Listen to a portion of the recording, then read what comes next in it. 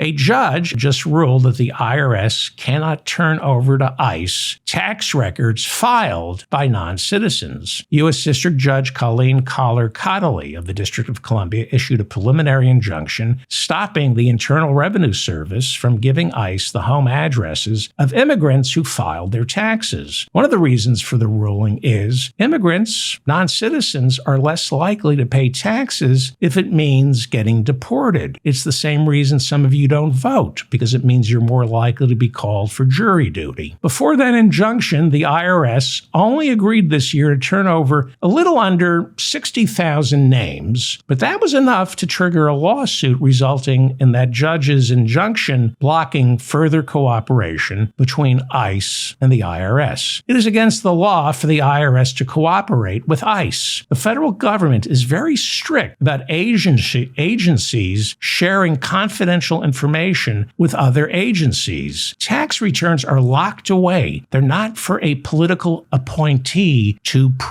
pore over. For example, right now, Trump's pick to head the Federal Housing Finance Agency, Bill Pulte, has been scrutinizing mortgages belonging to Trump's enemies. And then, after finding the slightest discrepancy, he makes criminal referrals to the Justice Department. He did it to New York State Attorney General Leticia James. She got indicted. That case got thrown out last week. He's also recommended criminal referrals against Congressman Adam Schiff and Congressman Eric Swalwell, as well as Federal Reserve Governor Lisa Cook, a black woman Trump tried to fire because she's a black woman. You're not allowed to go on fishing expeditions inside confidential government records, especially when it's your tax returns. Remember how hard it was to get our hands on Donald Trump's tax returns? Since Watergate, the law has been very specific about your tax returns. They are not to be shared with other agencies because political appointees inside those agencies always use that information to destroy their political opponents. Even Trump's top appointees to the IRS this year knew handing over sensitive tax information to ICE was not just against official policy, it's illegal. Section 6103 of the Internal Revenue Code, Section 6103 of the Internal Revenue Code protects taxpayer confidentiality. You can't do it. Billy Long was Trump's pick this year for IRS commissioner. He took office in June after being confirmed by the Senate and was removed by Trump 53 days later in August. Why did Trump's IRS commissioner, Billy Long, only last 53 days? Because Billy Long wouldn't cooperate with ICE. He resisted pressure from our Treasury Secretary Scott Bessent and Department of Homeland Security head Kristi Noem to turn over to ICE tax returns filed by non-citizens. Trump then accused Long of impeding law enforcement. So eventually, tens of thousands of tax returns were handed over to ICE, which prompted this lawsuit, resulting in a temporary injunction blocking further cooperation between the IRS and ICE. Billy Long, a former Republican congressman from Missouri, wouldn't do it, couldn't bring himself to do it. He knew as commissioner of the IRS, it was illegal. And it's not like Billy Long is long on ethics, but even this was too much for him. The Senate confirmed Billy Long in June of this year to serve as IRS commissioner, despite Long's questionable, possibly illegal work as a lobbyist after he left Congress. After leaving Congress, Billy Long began pushing what was essentially an illegal tax avoidance scheme. Democratic Senator Ron Wyden, the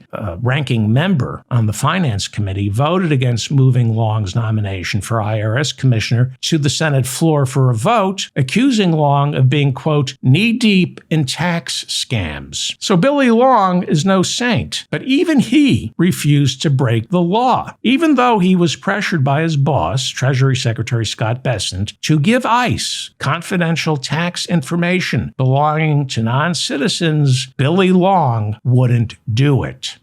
Again, these non-citizens are documented. They're paying taxes. They're in the system. Our government knows who they are and where they live. And because the IRS has their home addresses, ICE wants their tax returns because that's who and only who ICE ever goes after, the lowest hanging fruit. They go after the people who file taxes, who obey the law, trust the system, give the government their home addresses on the false promise that if they play by the rules, they can participate in the American dream. ICE agents, these poltroons. Poltroon means wretched coward, and it's the perfect word for an ICE agent, a poltroon. These wretched cowards wait for law-abiding non-citizens at courtrooms while they're showing up for their immigration hearings. They arrest them when they arrive at ICE for their check-ins. They arrest these people dropping off their kids at school or literally praying in church. Non-violent,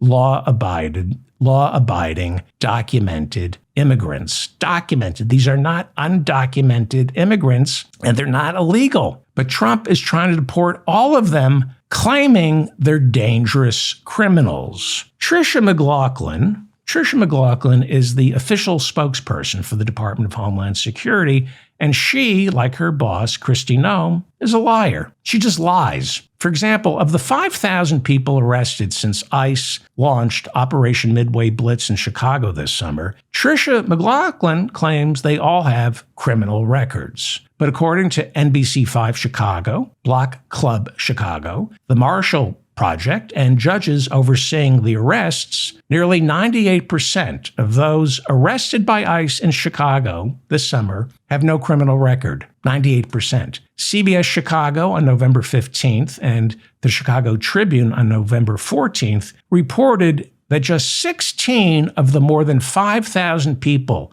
arrested by ICE in Chicago have been identified by Trump's Department of Justice as being, quote, high public safety risks, unquote. 16 out of more than 5,000 arrested are considered high public safety risks by the Department of Justice, which under Trump has turned into high public safety risk number one. Not a single one of the 5,000 seized by ICE in Chicago was wanted for or convicted of murder or rape. Not a single one, which is more than can be said of the people working inside the White House. Then there's that high-profile raid on a Chicago apartment complex in September that resulted in 0 charges. You might remember on September 30th, 2025, there was a federal immigration raid on a 5-story apartment building on Chicago's South Shore. I hope you remember because you paid for it. 300 heavily armed federal agents from ICE, the FBI, and ATF stormed this building, some repelling from Blackhawk helicopters, firing flash grenades, kicking open doors, dragging children who were U.S. citizens out into the streets, zip-tying these children, forcing them to sit cuffed on the street while suspected members of Tren de Aragua were rounded up. That's the Venezuelan gang Trump claims in an executive order is waging war on the United States. They were rounding up Tren de Aragua. 37 people arrested that night, mostly without warrants, dragged to an ICE detention facility in Broadville, Illinois, out in the suburbs of Chicago. It was, as Chicago's mayor, Brandon Johnson, said, police state spectacle, resulting in 0 convictions. Everybody remembers the scene of the raid. No follow-up. Nobody remembers the follow-up. 0 convictions. None of the people in that building, none of the people they arrested were criminals or members of Tren de Aragua or members of a gang. As with everything Trump does, it's all a lie. But the Department of Homeland Security insisted while the arrests were being made, these are all criminals, terrorists, drug dealers. The worst of the worst. We're getting killers off the street. No. These cowards from ICE, all they did that night was get to play dress up, repelling from Blackhawk helicopters, firing flash grenades, pointing assault weapons, getting to play cops and robbers, cowboys and Indians, getting to play war without any of the real life consequences. You get shot, you count to 10 Mississippi, and get right back up.